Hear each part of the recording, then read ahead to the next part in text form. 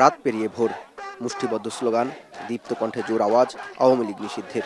রাজধানীর হেয়ার রোডে প্রধান উপদেষ্টার বাসভবনের সামনে জড়ো হয়ে লীগের বিচার ও নিষিদ্ধের রোডম্যাপের দাবিতে একাট্টা হয়েছে বিভিন্ন সংগঠন, রাজনৈতিক দল ও জুলাই বিপ্লবের মধ্য দিয়ে গড়ে ওঠা নানা প্ল্যাটফর্ম।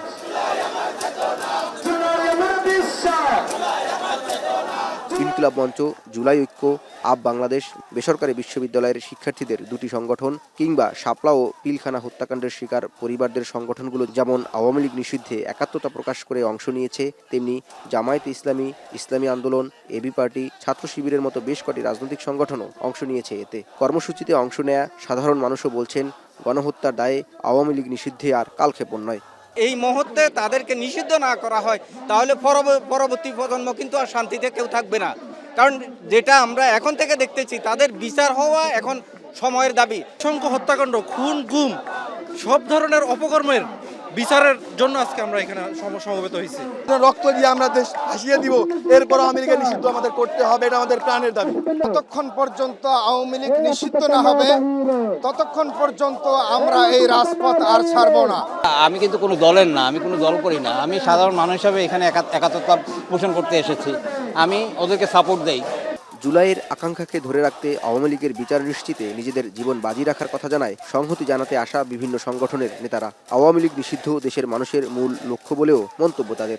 বাংলাদেশের প্রতিটা রাজনৈতিক দল যদি তাদের ক্ষমতার প্রয়োজনে তারা বিভিন্ন এমবাসির সাথে আপোষ করতে চায়, আপনাদেরকে জানিয়ে রাখতে চাই, এই বাংলাদেশে এখনো কিছু ছেলে মেয়ে আছে যারা দলের চেয়ে জুলাইয়ের জন্য বেশি জানবা। যারা খুন করছিল তারা প্রকাশ্য রাজপথে ঘুরে বেড়াচ্ছে, তারা এখনো বিভিন্ন জায়গায় সোশ্যাল মিডিয়ায় তারা বিভিন্ন জনকে হুমকি দিয়ে বেড়াচ্ছে।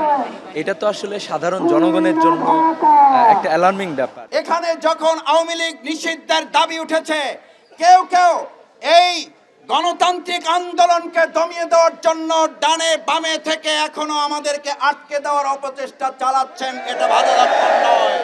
যারা এই দেশকে করদ রাজ্যে পরিণত করছে, অগণিত মায়ের বুক খালি করছে, দেশের টাকা পাচার করছে, দেশটাকে ধ্বংস করার সকল ষড়যন্ত্রে যারা লিপ্ত ছিল, তারা এদেশে রাজনীতি করবে আর আমরা ঘরে বসে থাকলে হতে পারে না। আওয়ামী লীগ নিষিদ্ধ, নিবন্ধন বাতিল, দ্রুত দলটিকে সন্ত্রাসী সংগঠন হিসেবে ঘোষণা না দিলে অবস্থান কর্মসূচি অব্যাহত থাকার কথা জানায় এনসিপি নেতা হাসনাত আব্দুল্লাহ সহ অন্যান্য নেতারা। এ সময় আওয়ামী লীগ প্রশ্নে কোনো আপোষ নয় বলেও হুঁশিয়ারি দেন তারা।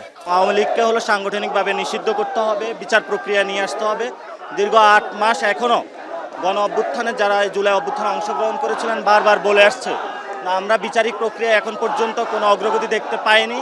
আমরা সবাইকে সাথে নিয়ে আমরা আজকে এই ফোয়ারার সামনে থেকে এই হাসিনার এই রাজনৈতিক দলটিকে সন্ত্রাসী সংগঠন হিসেবে আপনি যখন ঘোষণা দিবেন, সেই জায়গা থেকে আমরা এই ঘোষণা নিয়ে ফোয়ারা থেকে আমরা বাসায় যাব।